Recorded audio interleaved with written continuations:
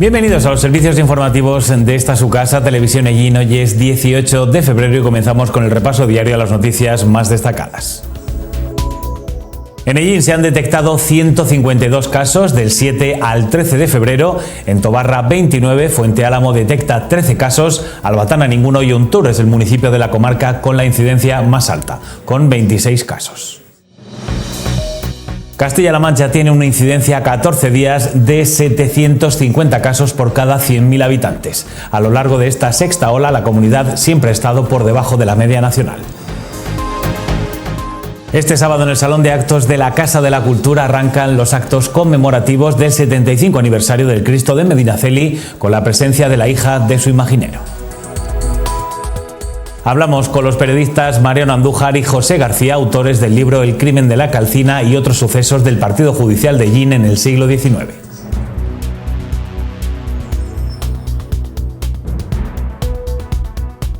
Se acelera el ritmo del descenso de la curva en esta sexta ola. Según los últimos datos de la pandemia en Castilla-La Mancha, que tiene una incidencia acumulada a 14 días de 750 casos por cada 100.000 habitantes. A lo largo de esta ola, la comunidad autónoma siempre ha estado por debajo de la media del país.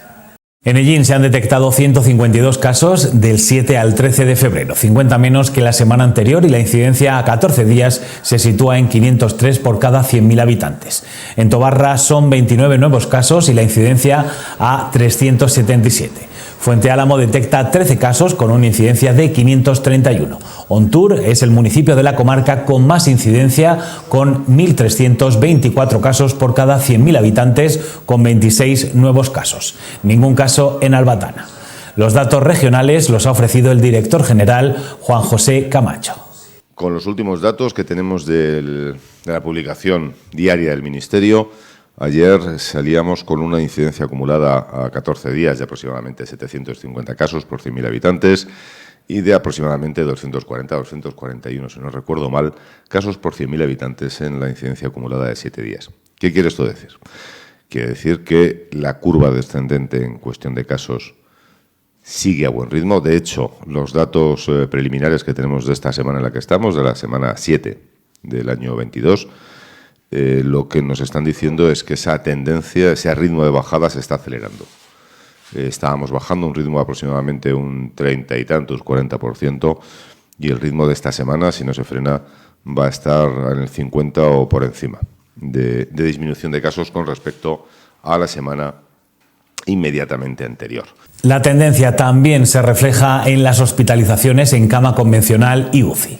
En cuanto a hospitalizaciones, sigue también el descenso en cuanto a pacientes hospitalizados y en cuanto a pacientes ingresados en unidades de cuidados intensivos con soporte ventilatorio invasivo.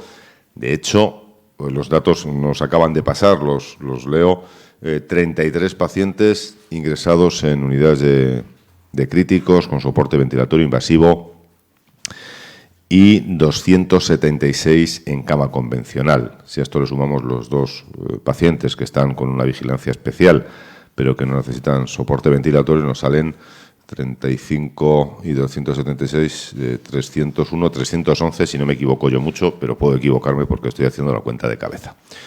Quiere esto decir que después de haber alcanzado cifras de más de 600 pacientes ingresados, bastantes más, el encontrarnos en esta tesitura nos da perspectiva de una tendencia favorable, al igual que el resto de datos y de indicadores que estamos manejando. Se acerca el carnaval y despejamos la duda de si hay que usar mascarilla en esta celebración. Según el director general de Salud Pública, ha recordado que tanto los participantes en desfiles como los asistentes deberán mantener la distancia de seguridad como medida principal. Al celebrarse el carnaval en exterior, el uso de la mascarilla no es obligatorio, pero sí aconsejable cuando no se pueda guardar la distancia mínima de 1,5 metros. Los términos y las obligaciones de uso y las excepciones de este uso también sobre la mascarilla vienen definidas en el Real Decreto 115/2020 de 8 de febrero. En este Real Decreto establece, entre otras cosas, las condiciones en que la mascarilla puede ser obligatoria al aire libre, digamos. Habla de eventos multitudinarios de pie y habla de eventos multitudinarios sentados cuando no se mantenga la distancia. Verán, una cosa es un evento multitudinario como pueda ser un concierto al aire libre, en el cual estamos quietos, apelotonados, digamos, que es complicado mantener la distancia de seguridad, y otra cosa es lo que pueda ser un desfile de carnaval, que normalmente son desfiles, es decir, organizados. Y la palabra carnaval y organizado en la misma frase, pues seguramente no sea lo más adecuado, pero sí es verdad que son desfiles organizados por peñas y que se pueden mantener esas cuestiones. El director general de Salud Pública se preguntó por qué nos molesta el uso de la mascarilla y no el de la máscara. Y es que yo sigo dando vueltas a una pregunta que me hicieron el otro día, y es en ese sentido, si mascarilla o máscara. Y claro, yo decía, nos incomoda la mascarilla, pero nos ponemos, perdónenme que lo diga, una cabeza de gamba de felpa. Es algo tan curioso como eso, pero bueno, como a lo que nosotros nos toca es vigilar por el uso de la mascarilla para evitar la transmisión de la COVID-19, lo que vengo a resumir es esto.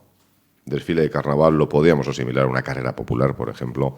Estamos al aire libre, intentemos mantener las distancias de seguridad en la manera de lo razonable, igual que cuando vamos paseando por una calle de una gran ciudad, donde hay una aglomeración de personas, pues vemos que lo normal es que la gente vaya sin mascarilla, pero, volviendo al inicio de la pregunta que me hacía, ¿es aconsejable? Pues hombre, aconsejable es. Todo lo que sea usar mascarilla es aconsejable, sobre todo si hay más gente alrededor. ¿Obligatorio? Pues realmente atendiendo a las condiciones que dice el Real Decreto, y si se cumplen, no debiera serlo.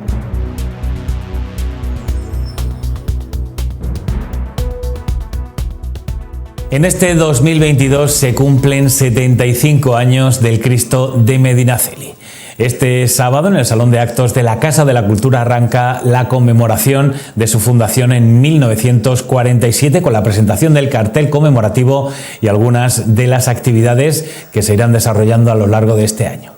El acto de este sábado va a ser una gala con la presentación oficial del logotipo conmemorativo, la actuación de la banda de cornetas y tambores Juventud Musical de Ellín, y contará con la presencia por primera vez de Purificación Sanz, hija de Faustino Sanz Herranz, escultor de la imagen titular. Da comienzo los actos conmemorativos del 75 aniversario este próximo sábado a las 7 de la tarde en la Casa de la Cultura.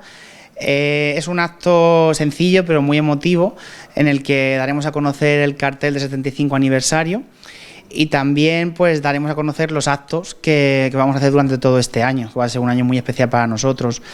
En este acto va a participar la hija del escultor de nuestra imagen, Faustino Sanz Herranz, que Purificación vendrá por primera vez a Ellín y además viene con sorpresas. También participará Juventud Musical Ellín. Y bueno, pues alguna sorpresa más que no queremos desvelar para que la gente que asista al acto pues se lo encuentre. Va a ser un acto bonito y va a ser el pistoletazo de salida para este año que comienza para nosotros de manera muy especial. Marzo es el mes grande para la conmemoración del 75 aniversario de la Archicofradía. Bueno, marzo es verdad que va a ser especial. Tenemos varias novedades para el besapié y para la procesión del domingo de marzo al Calvario, que este año por fin, después de 2 años, podremos subir al Calvario con el Cristo el próximo 6 de marzo. Y el 12 de marzo, que es sábado, tendremos en el Teatro Victoria la Pasión de Elche de Alicante. Es un grupo cultural de más de 80 actores que vuelve a representar en Ellín esta obra, ya que hace 25 años, con el cincuentenario, también lo trajimos a Ellín. Para este sábado se han agotado las invitaciones, por eso aconsejan que los interesados a los demás eventos recojan las entradas con antelación, sobre todo con la representación de la obra Pasión, el 12 de marzo. Desde aquí hago un llamamiento porque es verdad que para el acto de este sábado hay mucha gente que se ha quedado sin poder asistir, que no dejen hasta a última hora comprar las entradas también de la obra porque es una obra que gustó mucho. A partir del viernes se va a poder adquirir, tanto en la Casa Cofrade los miércoles de 6 a 7 y los viernes de 6 a 9. Podéis acercaros para comprar la entrada, es un donativo de 8 euros y es una obra de teatro que merece mucho la pena, ya que son 80 actores en el Teatro Victoria y que bueno, pues tenemos muchas ganas de volver a verla aquí en Ellín. Desde la Archicofradía están trabajando con mucha ilusión en este año por el aniversario y sobre todo por poder procesionar en Semana Santa. Mucha ilusión, ya que este año parece que dentro de lo que cabe va a ser una Semana Santa normal. Ya teníamos ganas y estamos trabajando con mucha ilusión y con muchas ganas para, dentro de las medidas que nos establezcan durante esa semana, pues poder sacar las imágenes a la calle y poder procesionar de manera normal y que tanto esperamos.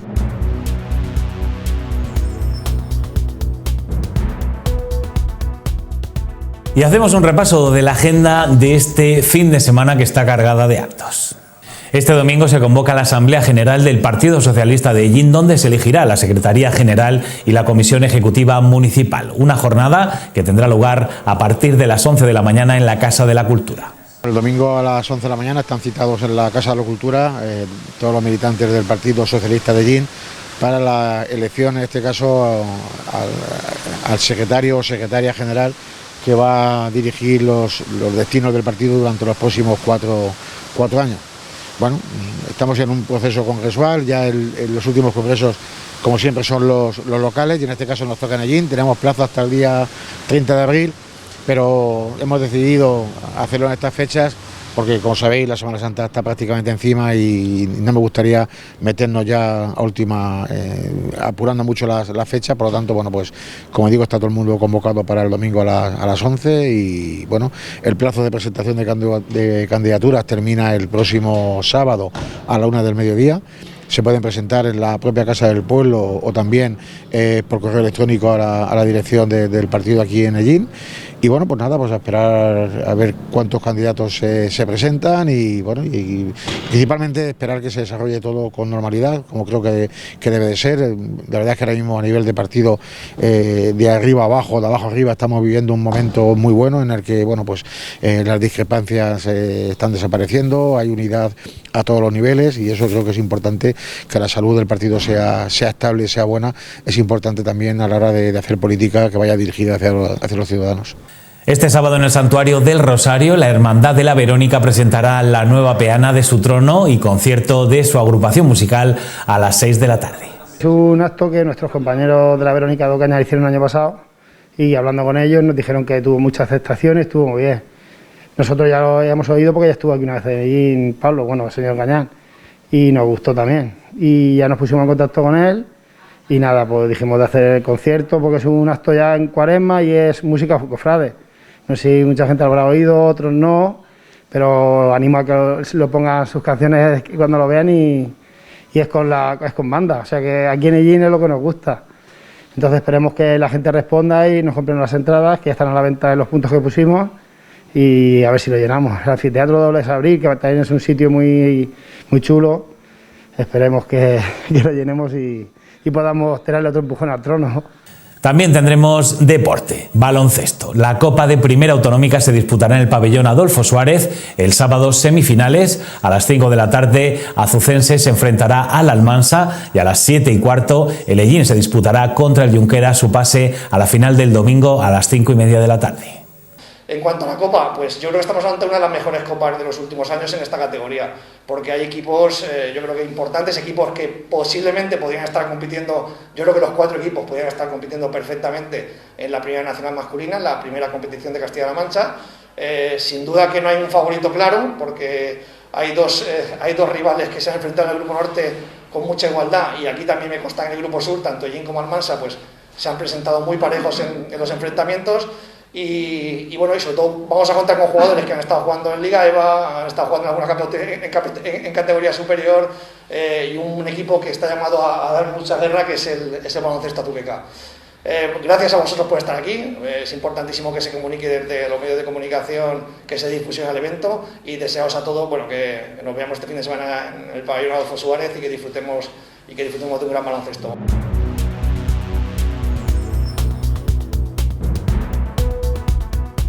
Y antes de hablar del libro El crimen de la calcina de los periodistas José García y Mariano Andújar, vamos a conocer la información meteorológica para las próximas horas.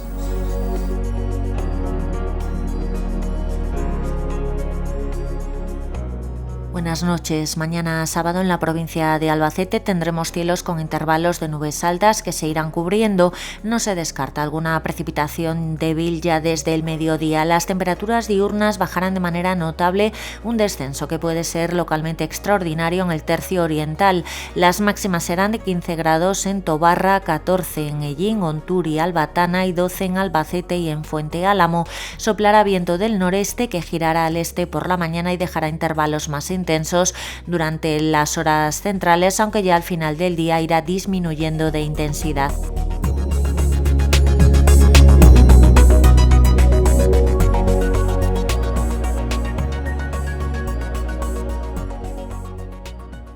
Y hoy les vamos a hablar de la publicación de un libro de sucesos que han pasado en el partido judicial de Llín, sobre todo en el siglo XIX. Hablamos del libro del crimen de la calcina y otros sucesos del partido judicial de Llín del siglo XIX, y estamos con sus autores, con José García y Mariano Andújar. Muy buenas y muchas gracias por estar aquí. Muy buenas. Gracias a ti. Bueno, director del Faro de Llín y corresponsal de La Tribuna de Albacete, de Llín y Tobarra. Contadme, ¿cómo surgió los dos en vuestros respectivos medios de comunicación? Cuando trabajáis siempre pues hacéis un guiño a apuntes históricos, os documentáis mucho en la prensa de años anteriores, ¿no? Y siempre intentáis rescatar, ¿no?, trocitos de la historia. ¿Cómo surge el crimen de la calcina? ¿Cómo surge? Yo, si me deja Pepe, quiero primero decir que esto surge a través de, antes del Faro, cuando estaba en el diario de Llín, que estuvimos juntos mucho tiempo, y entonces en el diario yo lo que hacía, yo tengo un gran ese de periódicos de Llín, es decir, siempre me ha gustado mucho, y a través de mi abuelo, de mi padre, todo lo que guardaban, los he guardado todos. Y entonces veíamos que salían cosas interesantes, una especie de efemérides de unos crímenes que la gente no los conoce o no podía darse cuenta de eso. Entonces, pues Pepe los vio y siempre decía, teníamos que reunirnos, tenemos que hacer un libro, tenemos que publicarlo, porque esto hay que... Y hasta que él se empeñó, porque se empeñó y ya lo tenemos publicado. Hemos tardado tiempo porque esto hay que dedicarse y nosotros, ni él ni yo, tenemos el tiempo suficiente para dedicarnos a escribir un libro. Y por eso creo que sale, pero de verdad, yo creo que esto es... El periodismo es el que... Como no sé, el periodismo algo histórico, como quieras llamarlo tú. Sí, vamos, realmente hay una serie de hechos que los historiadores parece que no le dan importancia. Quedan para las páginas de los periódicos como sucesos, pero en este caso dan cuenta de alguna manera de lo que era el siglo XIX.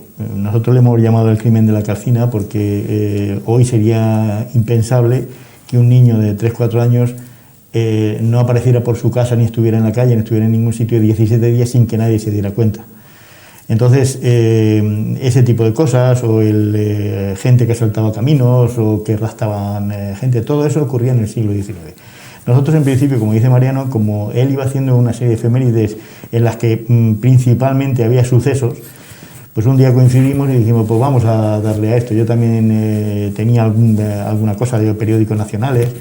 Hay que tener en cuenta que a finales del siglo XIX y a principios del XX, Mariano lo va a explicar ahora muy bien, la prensa llinera era más importante que la de Albacete. Tenían un montón de periódicos. El primero nace es en 1800, a finales de 1880 me parece que empieza. 1888. Entonces nosotros en principio, como el siglo XIX fue muy complicado con todo lo que eran las guerras carlistas, la invasión de los franceses, una serie de los bandoleros, hemos quitado los bandoleros, también los hemos quitado y tal. Bueno, nosotros empezábamos a tener datos a partir de 1820. Hay un prólogo, de alguna manera, o unos capítulos anteriores del siglo XVIII, que ahora va a contar Mariano de qué van, pero empezábamos de 1820. Y en principio la idea nuestra era de 1820 a 1920. Pero como en el siglo XX eran muchísimos los casos que había, por no hacer una cosa muy prolija, dijimos, bueno, si al final el libro resulta, a la gente le gusta y tal, pues hacemos una segunda parte que ya del siglo XX o las primeras décadas del siglo XX. Y así fue.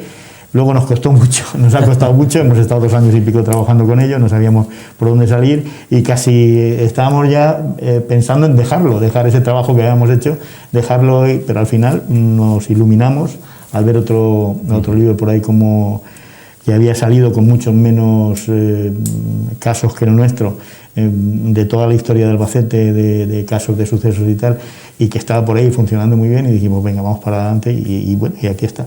Y el crimen de la calcina, ¿por qué se elige ese título, Mariano? Bueno, el crimen de la calcina se elige porque es un crimen que ahora mismo sería impensable, como ha dicho Pepe. Es una mujer que llevaba una vida con un poco, ¿no? Tenía un amante, tenía un marido, que se iba el marido, y tenía un hijo de 3 años y 4 meses o 5. Y por lo visto, pues entre el amante y ella le dan una paliza tan grande que pues, lo dejan medio muerto. Se creen que está muerto y lo llevan y lo entierran en la Calcina, que es una rambla que hay en Ellín, en el norte de Ellín, noreste de Ellín, y allí lo entierran.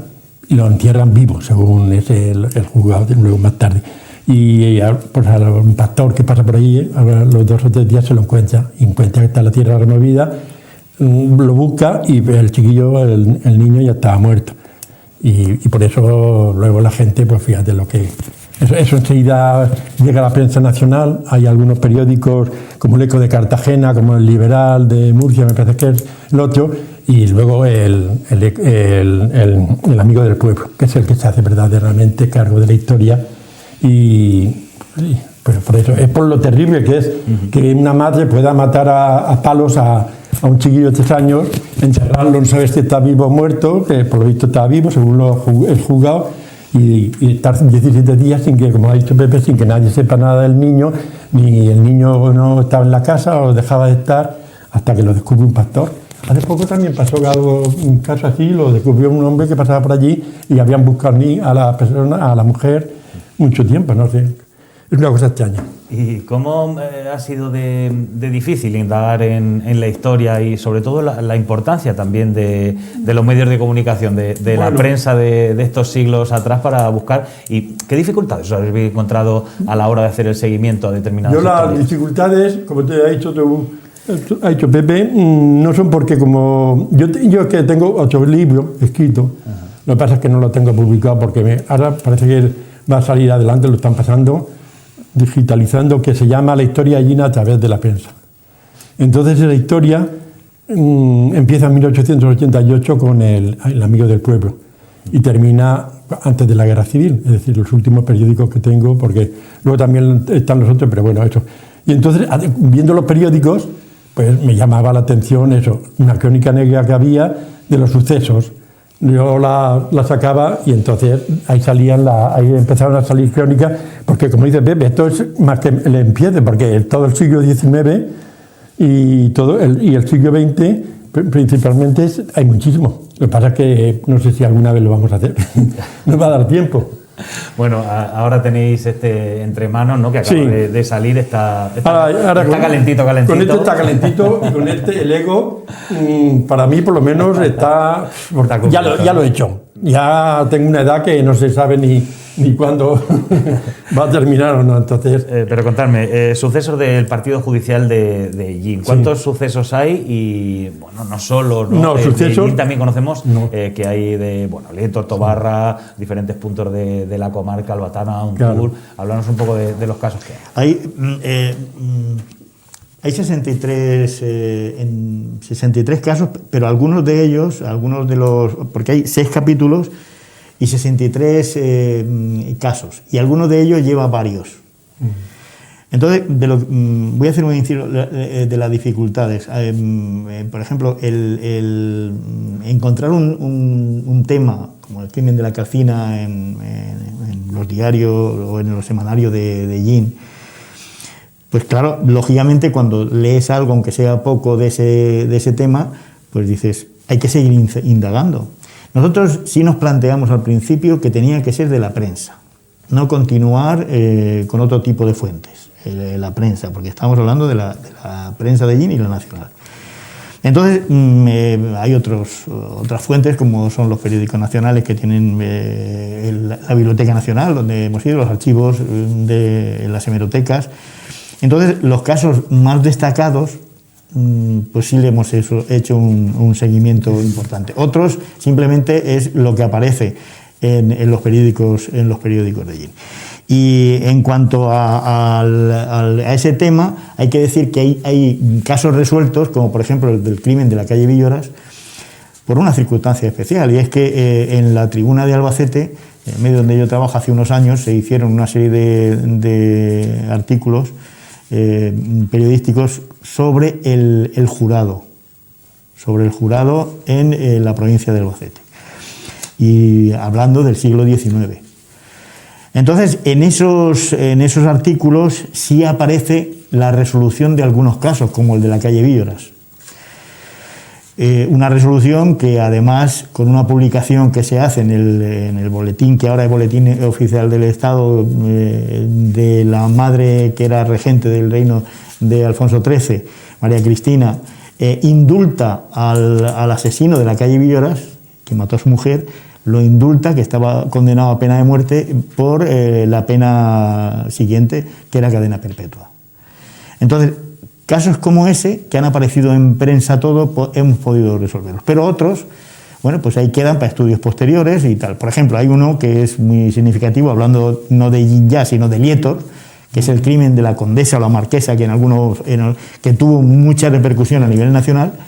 Tuvo muchísima repercusión. Nosotros hablamos de un crimen no resuelto, porque no está resuelto, ahí hubo una mano negra y hubo muchas historias, que lógicamente habrá que consultar a otras fuentes, porque incluso se da la circunstancia de que este caso tan esperpéntico, pues digo esperpéntico porque es que cuando más lees de él, más embrollo hay sobre, imaginaros, en el siglo XIX, una marquesa de un pueblo pequeño como era Lietor, que vivía allí, que la asesinaran, la robaran, y ahí hubo manos negras, incluso echaron jueces por querer levantar el caso y tal. Entonces, eso da para un libro, pero habrá que consultar otras fuentes.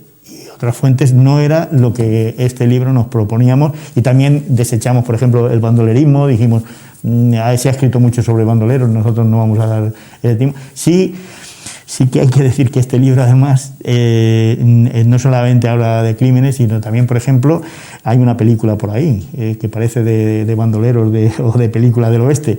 Una cuadrilla a caballo raptó a un propietario, sí, en el Rincón del Moro. Y se lo llevó para pedir un rescate. ¿Cuántos duros? No te cuento, una cantidad muy alta. También raptaron a un propietario de Lietor, con tan mala circunstancia de que fue a pagar el criado, mandaron al criado a que pagara el rescate, y los que lo habían raptado los tiraron a los dos a un hoyo, a una sima, y afortunadamente uno se salvó, que fue el señorito, porque cayó en unas zarzas y lo pudieron salvar, pero del criado ya jamás se supo.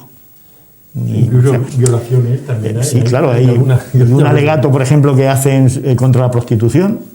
Hay también un caso, sí, de que el padre vendió a la hija para la prostitución, se la llevaron y porque la madre denunció a un periódico de Yin, no sé si era el Amigo del Pueblo, creo que era el Amigo del Pueblo, denunció el caso, y los periodistas pusieron en manos del juez el tema, y cuando llegaron a la estación de Valencia detuvieron a la que venía a llevárselo, la doña que venía a llevarle a la hija, que era menor de edad.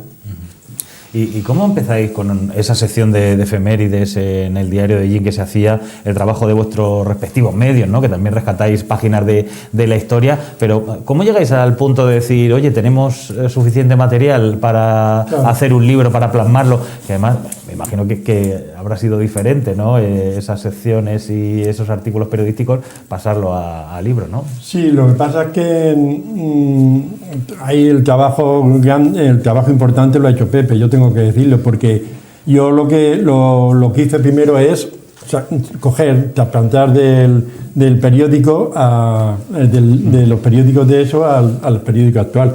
Entonces había una cantidad, y te digo que esto es una parte décima de todo el material que tenemos o que hay, pero él que ha sabido sacarlo, el clasificarlo, ponerlo y hacerlo.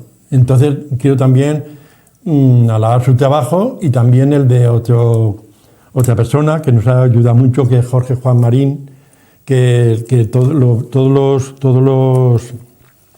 los casos que hay antes de 1820, que es cuando nosotros empezamos a tratar en la prensa local, él los sacó, todo el siglo XVIII, los sacó de los papeles del obispado. Por lo visto él se fue a Albacete y allí trabajando, y hay muchos casos que son de 1700 y pico, que son del papel del obispado. Es decir, que a lo mejor, como dice él, en el obispado también tendríamos nosotros para seguir investigando algunos de los casos que si algún día tenemos ganas de, por ejemplo, la condesa de Lietor, que será muy interesante, estoy seguro que sí, o el de la Alcacina, a ver lo que le pasó a esa señora o a esa mujer.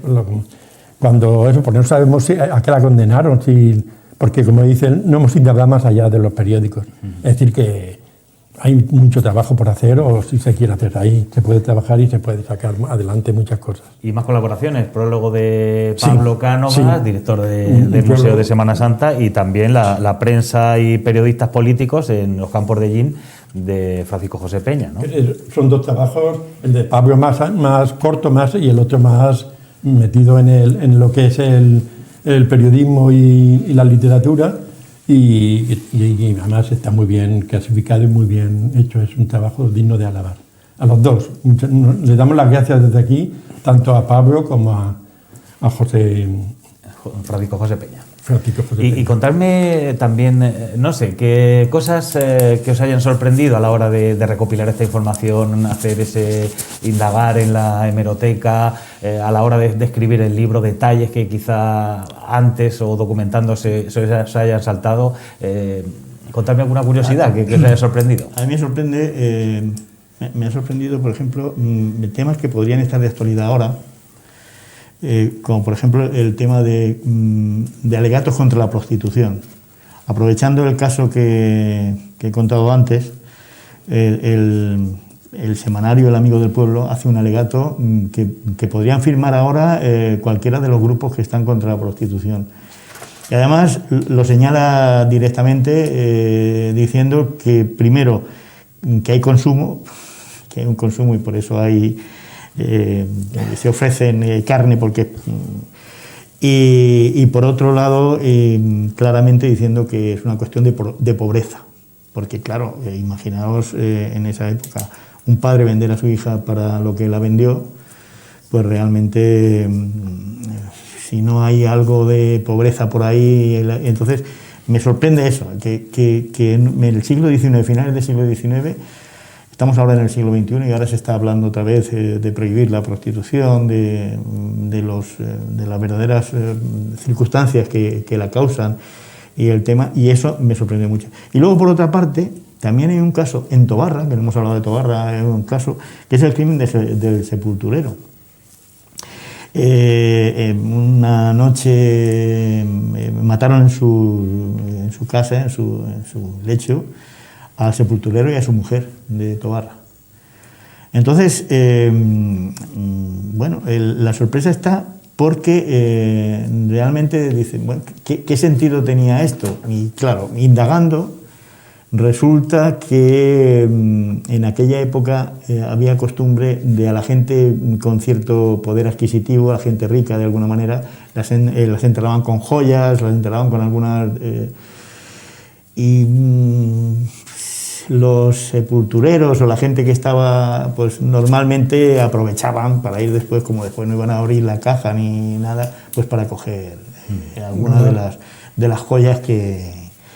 Porque es curioso, los enterraron como pobres y después en un edicto de la región de Murcia, un boletín de Albacete, Tobarra, pertenecían a la región de Murcia, Albacete y Murcia y tal. Hay un edicto en el que buscan a los familiares del sepulturero y su mujer para repartirle los bienes que tenían. O sea que en principio los entierran como pobres porque no tenían nada y después los buscan para repartir los bienes que tenían. En fin, hay casos que realmente lo que hacen es abrir luz sobre una época muy dura, muy difícil. El siglo XIX no fue muy sencillo, y cuando se habla de que, bueno, pues el siglo XIX fue tal, y bueno, pues hubo muchas cosas, hubo épocas de mucha libertad, hubo épocas muy buenas, pero fue una época muy conflictiva y realmente que pasaban cosas. Ahora también pasan, lógicamente, pero parece que pasan menos. Mariano, a modo de conclusión, ¿qué extraemos del libro? Vamos a ver, yo lo que quiero sacar a la luz y que la gente comprenda la importancia de los periódicos en aquella época. Si nosotros ahora mismo en Ellín no tuviésemos, por ejemplo, el Amigo del Pueblo, que salió a la luz en 1888, era un periódico liberal, y lo están formando Mariano Figueroa, Dionisio Fernández, Miguel Hermida, que es un apellido de mucha, eso en el periodismo local, y Fernández. Entonces, este periódico, si no hubiese salido, que pues todas estas cosas no las sabíamos. Y luego también hay que, como contrapeso de este periódico, salió otro de Antonio Falcón, que es un apellido periodístico que luego se fue a Albacete y fundó el Eco de Albacete, y que ese periódico que era conservador. Es decir, este era liberal, los cuatro señores estos eran masones, tenían su logia, y este señor eran conservadores. Es decir, que había ya en esa época ya unos periódicos un periódico diario en Ellín en 1898 pues es de una importancia vital para la historia de Ellín. Estamos hablando de historia y periodismo, que estamos compaginando las dos prensa cosas. Republicana, había claro, prensa republicana. El liberal, este era un liberal, pero eran republicanos verdaderamente. Luego había otros periódicos más católicos, es decir, que había muchos periódicos muy importantes en Ellín. Como dice Pepe, era más importante la prensa en Ellín que la prensa en Albacete en aquellos años, en principio del siglo XIX. Y los interesados, los que nos estén viendo, que les haya picado el gusanillo por indagar en estos sucesos, en esta representación, ¿no? En lo que habéis plasmado en el libro, ¿dónde lo pueden encontrar? ¿Cómo se pueden acercar? ¿Cómo pueden conseguirlo? El libro, sí. Contactando con el Faro. Sí, el Faro de Ellín. Llamando o mandando un WhatsApp al Faro de Ellín, y desde el Faro de Ellín se lo damos, se lo acercamos. Hay que decir que no lo ha publicado la editorial 1, que es una editorial de Albacete que trabaja bien para nosotros. La verdad es que ha sido rápido. Ha hecho un buen trabajo. Ha hecho un buen trabajo. Y bueno, pues en principio esta primera tirada, cualquier interesado que quiera puede ponerse en contacto con el diario de Ellín, con el Faro de Ellín, y nada, se le llevará a su casa y sin problema. Compañeros, muchas gracias por haber estado aquí con nosotros. Enhorabuena por la publicación del crimen de la Alcacina y otros sucesos del partido judicial de Ellín en el siglo XIX. Un libro que plasma la importancia documental en la historia de la prensa, de nuestra prensa, sobre todo de la prensa de nuestra zona. Y también, ¿no?, ese guiño a las víctimas, ¿no?, que además está dedicado a las víctimas y a quienes tienen sed de justicia, ¿no?, en estos casos, algunos que quizá no se hayan resuelto, ¿no? Muchas gracias. Y a ustedes también muchas gracias por habernos acompañado un día más en estos servicios informativos de Televisión Ellín. Gracias por su atención y que sean felices.